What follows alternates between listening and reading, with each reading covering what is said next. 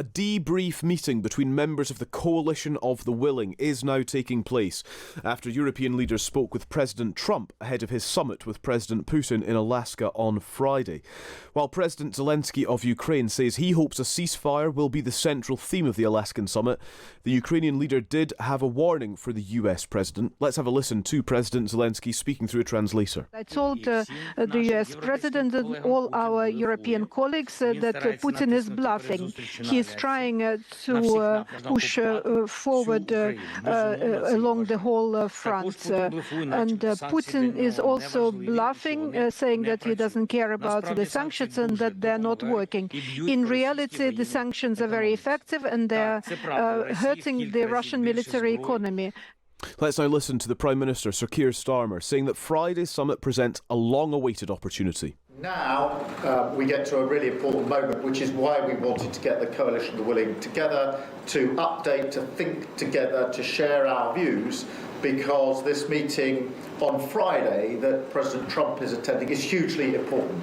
And as I've said personally to President Trump, look, for 3 and a bit years this conflict has been going on and we haven't got anywhere near the prospect of actually a viable solution, a viable way of bringing it to a ceasefire. And now we do have that chance because of the work that the President has put in. Well, let's speak to Gabrielius Landsbergis, former Foreign Minister of Lithuania. Gabrielius, welcome to the programme. Thank you for having me. It's good to speak to you. Your reaction, do you agree with the Prime Minister that actually a ceasefire is now viable, perhaps for the first time in this conflict? Well, look, I'm not as optimistic as some of the people that are speaking out, as the leaders of the countries are speaking out. I believe that what President Zelensky is saying, that Putin has no change in his mind, that he still believes that he can conquer big parts of Ukraine, that he's bluffing when he says that, that he's willing to have an agreement. This is what I believe, that basically we are walking in a very similar situation that we've been with Minsk 1, Minsk 2, where Russians promise that they will not do anything else, but they, here we are. Yeah.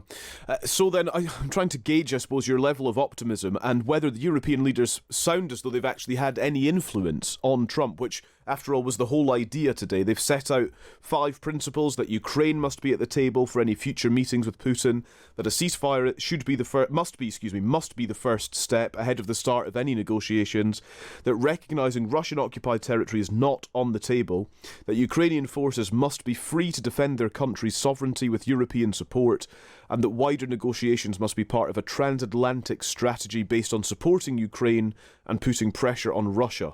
Does that sound as though the Europeans are aligned with Trump, or indeed are able to influence him through these principles?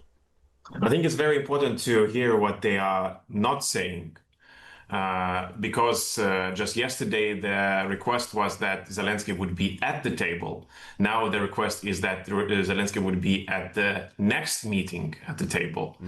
So and these the so-called demands or red lines, they keep shifting and adapting to what actually is happening in Washington DC, and it just tells me that basically the lack of strong position, or as somebody would say, a backbone in Europe, is what helps us adapt and form around the policy that is being actually formed in Washington, D.C. and Moscow.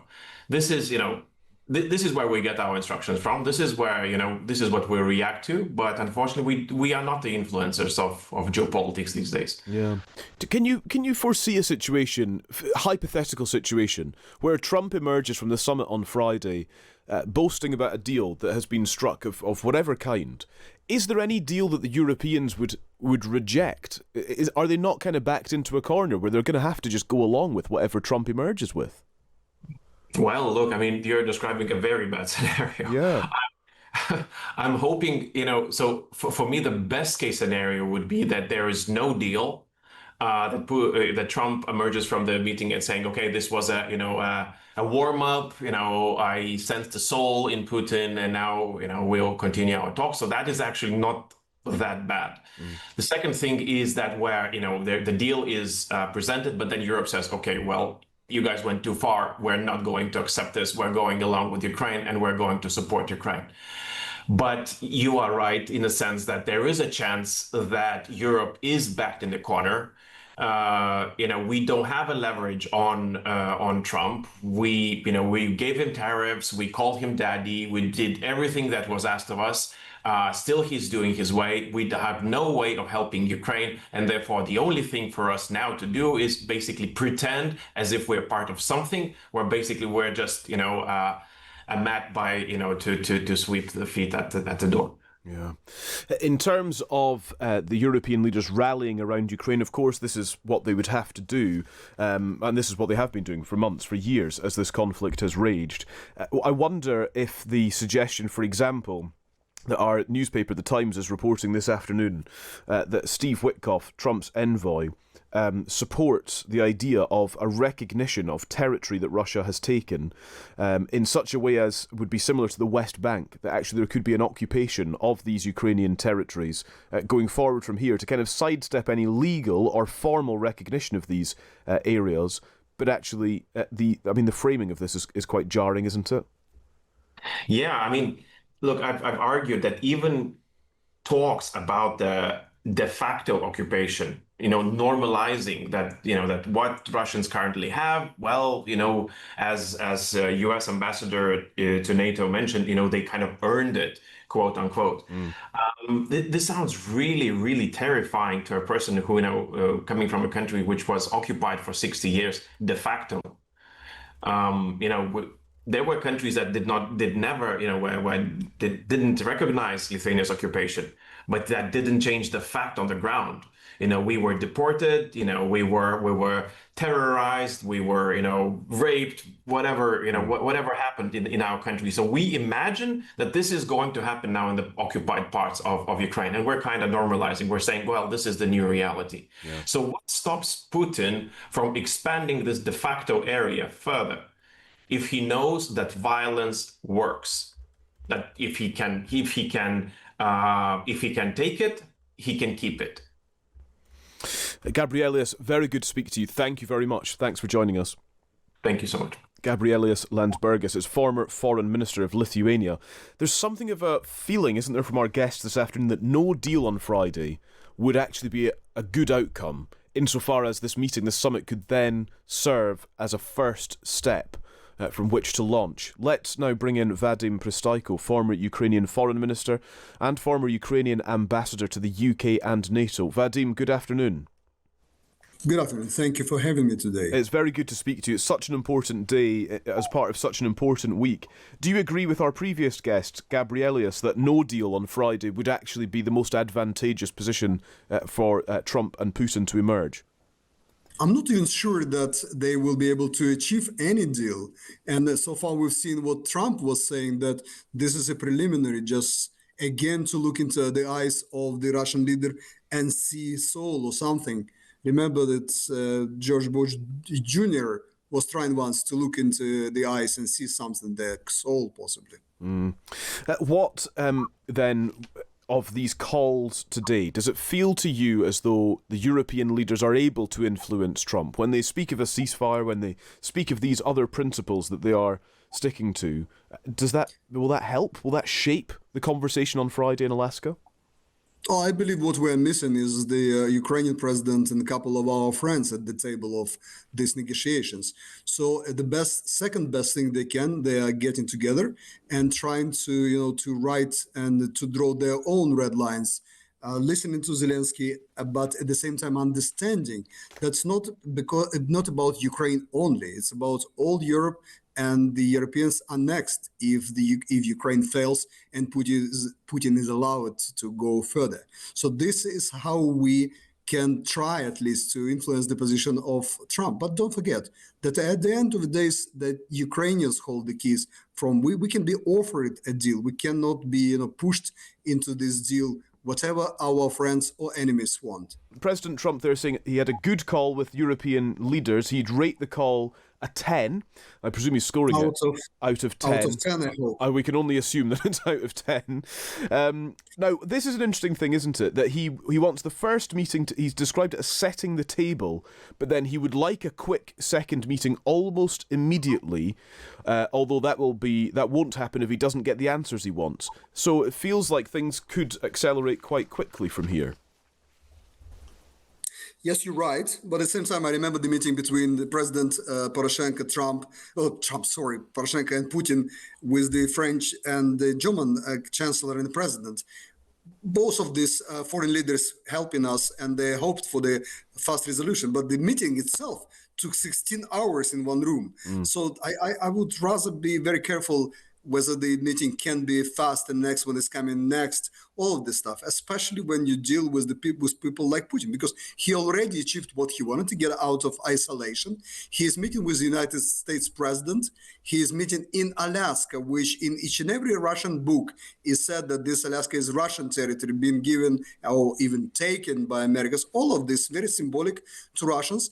And he resolved it. My own, how would I do myself this as a diplomat? I would want something from Putin, even to allow him to meet with American president on American soil, which was not done, and Putin can celebrate his little achievement. We will see how the meeting itself will end up, and whether the specifically designed, drafted agreement will be produced and be given to Ukraine and Europeans to consider. This will be the moment when it can be decided whether we'll come into the next meeting or the opportunity is wasted. Yeah, it could be an opportunity wasted. It's a fair thought.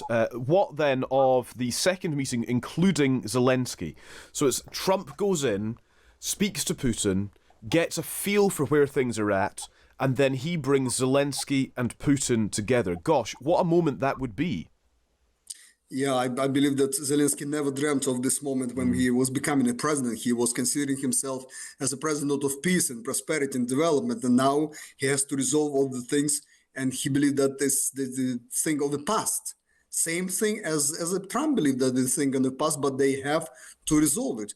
What I can tell you that very unfortunately, that's the same Putin who is driving all the thing and who invented, who came to get it all. What also bothered me that he already set up the trap for Trump, sort of postponing this hellish sanctions which Trump offered. Trump don't even remember about 50 days he warned Putin and threatened him with. So all of these days, all of the minutes he's chatting to Trump, Putin will be pushing his forces further and further and further, and then telling Trump and Zelensky, see, we're wasting your time. My forces are expanding and advancing. Deal with that. If your position is not good, I will let my forces further. In the months we meet, my forces will be even further. Vadim, really good to speak to you. Thank you very much indeed. Thanks for your time. Thank you. Vadim Prystaiko is a former Ukrainian foreign minister and former Ukrainian ambassador to the UK and to NATO. So then, our guests on the programme who've been talking about no deal on Friday being a good outcome seems to be the nudge that Trump is giving this thing as well, that actually he described this first meeting in Alaska as setting the table. Maybe there will be no second meeting, although if there is to be one, he wants it to be quickly, and he wants it to involve Zelensky of Ukraine and Putin, and he said, and he would go along if they want him there. So this first meeting is very much to find out where we are. So that's what President Trump is saying after what he described as a good call, a 10. A good call with the European leaders. Lots more analysis to come on the programme this afternoon, and your take is very welcome. Who else have we got? Lisa says, somebody prepared to tell it as it is there. Europe and the UK will end up doing exactly what the USA wants. Always couched and presented to us in diplomatic language. It's shameful. Lisa agreeing with our previous guest, Gabrielius, former foreign minister of Lithuania, who quite snappily said, we gave Trump tariffs, we called him daddy, and still he has his way with us. Is what he said a moment ago. This person also says, Europe does have leverage over Russia. It's the biggest gas market for Russia. Any deal will need to include lifting in sanctions on Russia, and that can only happen with Europe's agreement. Very interesting take, actually. Thank you for these.